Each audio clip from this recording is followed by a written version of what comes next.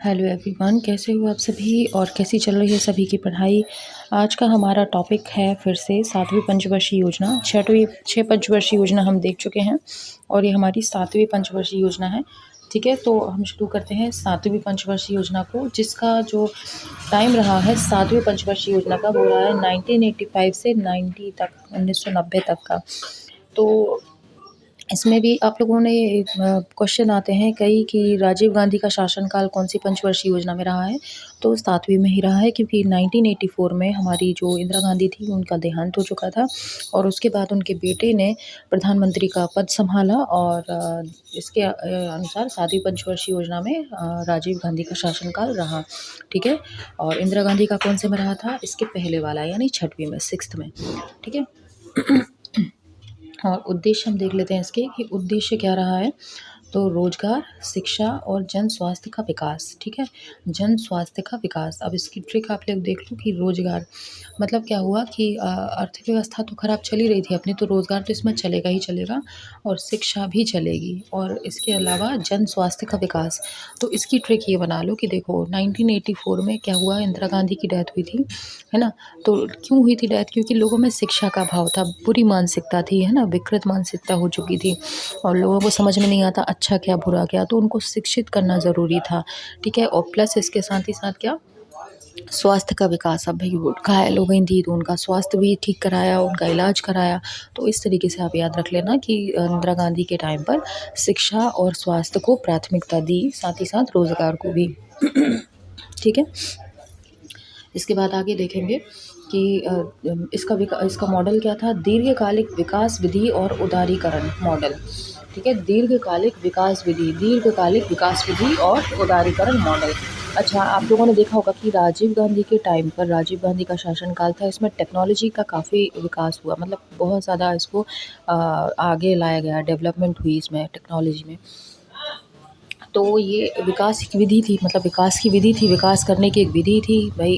हम टेक्नोलॉजी में आगे होंगे तो भाई विकसित होगा ही देश, तो ये विकास विधि थी।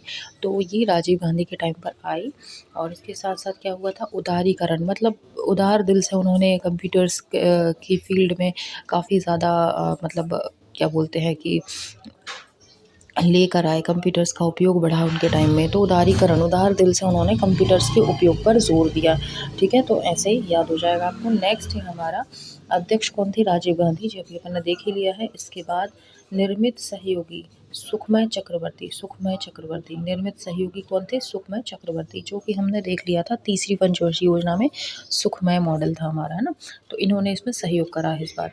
और इसके बाद भोजन, काम और उत्पादन का नारा इसी योजना के अंतर्गत दिया गया। क्वेश्चन आ सकता है, भोजन, काम और उत्पादन का नारा इसी पंचवर्षीय योजना में दिया गया है। भोजन को छोड़ो, काम देखो, काम मतलब वर्किंग पर प्राथमिकता दी, और उत्पादन किस चीज़ का, उत्पादन मतलब है वही उत्पादन में ये ले लो कि नई नई चीज़ों का इनोवेशन होगा, है ना। और जैसे कंप्यूटर का मैंने बताया अभी, टेक्नोलॉजी का, तो उत्पादन हर चीज़ का, और इसके अलावा काम, वर्क। तो ये चीज़ें राजीव गांधी के टाइम पर रहीं, यानी 1985 से 90 के बीच में। ठीक है, इसमें देखेंगे अपन अनुमानित लक्ष्य कितना रखा था, 5%, और प्राप्त लक्ष्य कितना था, 5.6%। ठीक है, ये था। अब योजना कौन सी आई थी, इंदिरा आवास योजना, 1985 से 86 के बीच में इंदिरा आवास योजना आई थी। तो ये भी आप देख लेना भाई। इंदिरा गांधी की डेथ हो गई थी 1984 में, तो अब उनके बेटे ने, है ना, उनके बेटे ने अगले ही साल, मतलब नेक्स्ट ईयर ही, जैसे ही वो इसमें आए, उन्होंने सोचा कि मेरी माँ के नाम से क्या करूँ, मैं योजना चालू करूँ ताकि उनका नाम जो है अमर रहे। तो उन्होंने इसी के लिए इंदिरा आवास योजना का शुभारंभ किया 1985 से 1986 के बीच में। ठीक है, तो ये आप याद रख लेना। आगे चलेंगे। ठीक है, नेक्स्ट है हमारा, इसमें प्रति व्यक्ति आय में 3.6% की वृद्धि हुई। कितनी हुई, 3.6% की इसमें वृद्धि हुई प्रति व्यक्ति आय में। ठीक है, और इसका उद्देश्य देशी तकनीक विकास के लिए सुदृढ़ आदर्श आधार तैयार करना था। देशी तकनीक, टेक्नोलॉजी की बात जहाँ जहाँ समझ जाना, राजीव गांधी से संबंधित है। और राजीव गांधी का शासनकाल कब से कब तक था, 1985 से 90 तक का। ठीक है, तकनीकी विकास में जहाँ भी आपकी बात आ जाए समझ जाओ राजीव गांधी ने किया है। इसके बाद अपर्याप्त वर्षा के बावजूद कृषि क्षेत्र में संतोषजनक प्रदर्शन प्राप्त किया। तो ये भी आ सकता है अपर्याप्त वर्षा, यानी कहीं न कहीं सूखा की बात हो रही है, तो सूखे के बावजूद कृषि क्षेत्र में संतोषजनक प्रदर्शन किया। ठीक है, कृषि भी ठीक-ठाक हुई, बारिश कम थी इसके बावजूद। इसके बाद औद्योगिक उत्पादन 8.1% रहा, जो 8.3% के लक्ष्य से कम था। यानी लक्ष्य कितना था? औद्योगिक उत्पादन 8.3 और प्राप्त कितना हुआ? 8.1। ओके। पूरी जनसंख्या में गरीबी स्तर वर्ष 1983 से 1984 में 37% से घटकर वर्ष 1987 में 30% रह गई थी।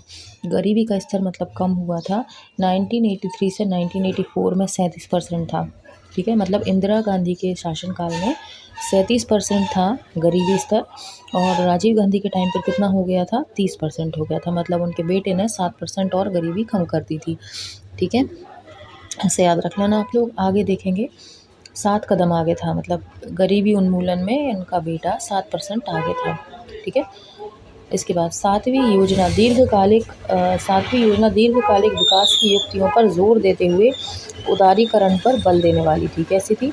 सातवीं योजना दीर्घकालिक विकास की युक्तियों पर, ठीक है, दीर्घकालिक विकास की जो युक्तियाँ हैं पर जोर देते हुए उदारीकरण को बल देने वाली थी। उदारीकरण भी जहाँ आ जाए समझ लो आपका कौन है? राजीव गांधी। उदारीकरण की जो बात आ जाए, ठीक है, ज़्यादा विकास और उदारीकरण की बात आ जाए, हमारे राजीव गांधी जी ने किया है। इसके बाद इसका एक उद्देश्य पारिस्थितिक एवं पर्यावरण संरक्षण देना था। एक उद्देश्य क्या था? पारिस्थितिक और पर्यावरण संरक्षण देना था। ठीक है, ये भी याद रखना है आपको कि पारिस्थितिक और पर्यावरण का संरक्षण देना है। अच्छा पर्यावरण हो, अच्छा वातावरण हो, इस पर भी ध्यान देना है। अच्छा, ऐसे अब देखो इसकी ट्रिक हम थोड़ी सी देख लेते हैं कि इंदिरा गांधी के टाइम पर क्या हुआ था। क्या हुआ था आप लोगों को पता ही होगा कि उनकी जो है डेथ हुई थी, और उन्होंने एक आदेश दे दिया था। काफ़ी दंगे हुए थे उनकी मृत्यु के बाद, है ना। जो क्या बोलते हैं, सरदार लोग थे, इन लोगों पर काफ़ी बहुत ज़्यादा दंगे हुए थे उनके साथ। तो ऐसे याद रख लेना कि अब भाई बहुत ज़्यादा मतलब खून खराबा हुआ था, है ना। बहुत ज़्यादा वैसा पूरा माहौल मतलब ख़राब हो गया था, पारिस्थितिक और पर्यावरण पूरा बेकार हो गया था। तो इसका संरक्षण उनके बेटे ने दिया कि चलो भई अब पर्यावरण सुधारते हैं, परिस्थिति जो है इन सबको अच्छा करते हैं, बहुत हो गया। ठीक है, तो ये इसमें ट्रिक थोड़ी-सी यही काम आ सकती है कि उस टाइम पे उनकी माताजी के टाइम पर मतलब ऐसा हो गया था, तो उनके बेटे ने पर्यावरण संरक्षण को दी प्राथमिकता।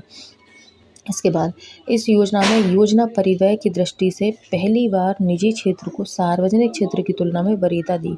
क्या किया? इस योजना में योजना परिव्यय की दृष्टि से पहली बार निजी क्षेत्र को सार्वजनिक क्षेत्र की तुलना में क्या दी? वरीयता दी। ठीक है, योजना परिव्यय की दृष्टि में निजी क्षेत्र को ज़्यादा प्राथमिकता दी, और सार्वजनिक क्षेत्र में मतलब निजी क्या बोलते हैं, निजी संस्थाएं हैं या इनको प्राथमिकता दी सार्वजनिक की तुलना में, सरकारी की तुलना में। ठीक है, अब देखेंगे इसके बाद इसमें 2 और योजनाएं थी। कौन सी थी? जवाहर रोजगार योजना। रोजगार योजना 28 अप्रैल 1989 को आई। ठीक है, 28 अप्रैल 1989 को आई। जवाहरलाल नेहरू भी इन्हीं के मतलब परिवार के थे। इन्होंने अपने पूरे परिवार का भला करा कुल मिला के। ठीक है, और इसके बाद नेहरू रोजगार योजना आई, जो कि अक्टूबर 1989 में आई।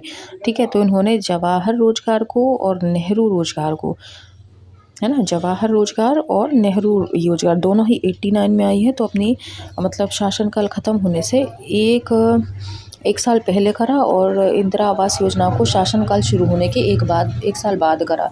86 में, आई थिंक सो। एक मिनट को क्या पढ़ा था अपन ने? हाँ, 1985 से 1986। ठीक है, 1985 से 1986 में जैसे ये शासनकाल में आए, इन्होंने इंदिरा आवास योजना शुरू कर दी। और क्या बोलते हैं, इसके अलावा जवाहर रोजगार योजना 28 अप्रैल 1989 और नेहरू रोजगार योजना अक्टूबर 1989 में। ये शासन ख़त्म होने से एक साल पहले इनने जवाहर रोजगार और नेहरू रोजगार योजना शुरू की। इसके बाद आता है, इसके बाद हम देखेंगे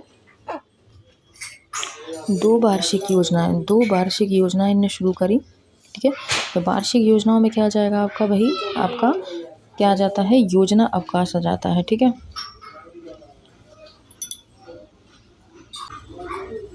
ठीक है, आपका योजना अवकाश यहाँ पे आ जाएगा। तो 1 अप्रैल 1990 से 31 मार्च 1992 तक 2 वार्षिक योजना यानी योजना अवकाश हुई।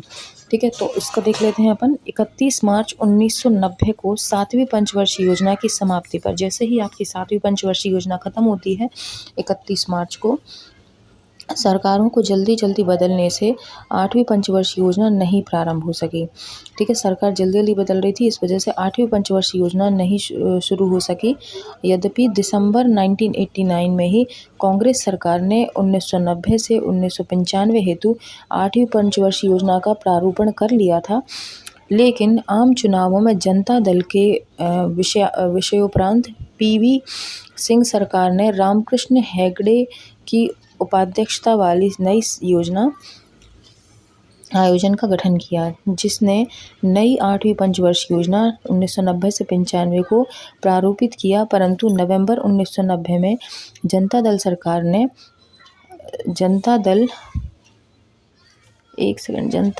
सरकार के पतन के बाद कांग्रेस समर्थित चंद्रशेखर सरकार ने योजना आयोग का पुनर्गठन कर मोहन धारिया को इसका उपाध्यक्ष नियुक्त किया। दुर्भाग्य से इस सरकार का भी पतन हो गया और जून 1992 में कांग्रेस सरकार पुनर्वापसी के बाद प्रणब मुखर्जी की योजना आयोग का उपाध्यक्ष नियुक्त किया गया और अंततः 8वीं पंचवर्षीय योजना 1992-93 से 1996-97 की अवधि हेतु प्रवृत्त हुई। इस प्रकार यह योजना 1990 से 1992 की 2 वार्षिक अवधि योजनाओं के रूप में सामने आई। कुल मिलाकर कभी कांग्रेस आ रही है जल्दी जल्दी, फिर बीजेपी आ रही है, तो ये सरकारें चेंज हो रही थी, इसके चलते 8वीं पंचवर्षीय योजना नहीं हो पाई और 1990 से 1992 के बीच में 2 वार्षिक योजना शुरू की गई। ठीक है, ठीक बात। तो ये हमारी पंचवर्षीय योजना है, 7वीं पंचवर्षीय योजना, ये भी हमारी कंप्लीट हो गई है। उम्मीद है आप लोगों को समझ में आई होगी। जो आपको कुछ पॉइंट्स बताए हैं उनको थोड़ा सा पकड़ के चलना कि कौन से हमारे प्रधानमंत्री हैं, इनने किस चीज़ को प्राथमिकता दी और उसी के आधार पर क्या है इसका निश्चय होता है, हम डिसाइड कर पाते हैं कि कौन सा मॉडल था या क्या था। एक बार रिवीजन देख लो, बस कुछ खास चीज़ों का पूरा नहीं पढ़ाऊंगी, एक बार देख लो, है ना। शुरू में क्या पढ़ा था हमने, लास्ट पेज का देख लेते हैं एक बार।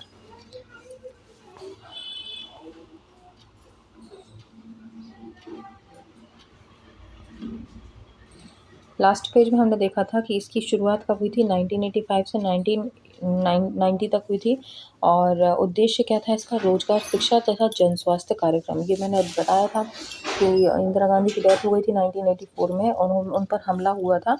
हमला कब होता है, इंसान कब ऐसा करता है, जब वो अपराध प्रवृत्ति का होता है इंसान, और अपराध प्रवृत्ति का कब होता है, जब उस पर शिक्षा का अभाव होता है। तो उनके बेटे ने सोचा कि पहले लोगों को शिक्षित करें और लोगों का स्वास्थ्य बढ़ाएं। ठीक है, तो ये शिक्षा और स्वास्थ्य पर थी आधारित और दीर्घकालिक विकास विधि और उदारीकरण मॉडल रखा है। इन्होंने कंप्यूटर प्रोग्रेस पर काफ़ी काम किया हमारे जी, ये जो हैं आपके राजीव गांधी जी, तो इसको ले लो, उन्होंने विकास विधि के लिए कंप्यूटर का प्रयोग किया और उदारीकरण दिखाई काफ़ी, है ना।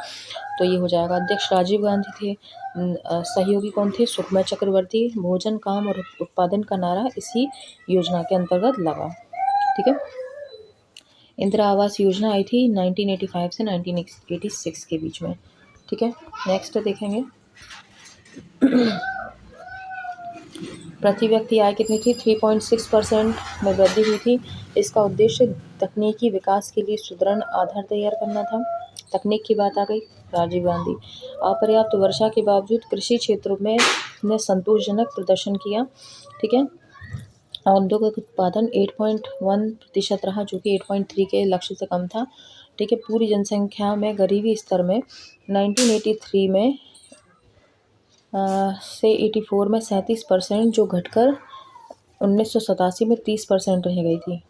ठीक है, 7वीं योजना दीर्घकालिक विकास की चुनौतियों पर जोर देते हुए उदारीकरण पर बल देने वाली थी। इसका एक उद्देश्य पारिस्थितिक एवं पर्यावरण संरक्षण था। इस योजना में योजना परिव्यय की दृष्टि से पहली बार निजी क्षेत्र को सार्वजनिक क्षेत्रों की तुलना में वरीयता दी गई। 1989 में कौन सी योजना आई थी? जवाहर रोजगार, जो कि 28 अप्रैल की रही। 28 अप्रैल में जवाहर रोजगार योजना। और नेहरू योजना कब आई थी? अक्टूबर में 1989 में। वार्षिक योजना कब से कब तक थी? 1 अप्रैल 1990 से 31 मार्च 1992। ठीक है, तो ये आपका हो गया है हमारा कंप्लीट पंचवर्षीय योजना 7वीं तक। कल हम 8वीं कंप्लीट करेंगे और हमारा बहुत जल्दी 12 पंचवर्षीय योजनाएं ख़त्म हो जाएंगी। फिर एक क्या है, टेबल फॉर्म में, मैं खुद ही टेबल फॉर्म में करके इसको एक, या तो टेबल फॉर्म में कर दूँगी या पूरी एक वीडियो बना दूँगी अलग से, तो क्या आपको सारा हो जाएगा याद कौन से में क्या था। ठीक है, तो आसानी रहेगी आप लोगों को समझने में। तो हम अगली वीडियो में मिलेंगे 8वीं पंचवर्षीय योजनाओं के साथ। चैनल को सब्सक्राइब कर लेना, लाइक कर देना, कमेंट कर देना, ठीक है, तो ताकि मुझे भी कुछ खुशी मिले। ठीक है, थोड़ा सा दिखाना ज़रा अपनापन। ओके, अगली वीडियो में मिलूँगी आपसे, तब तक के लिए बाय।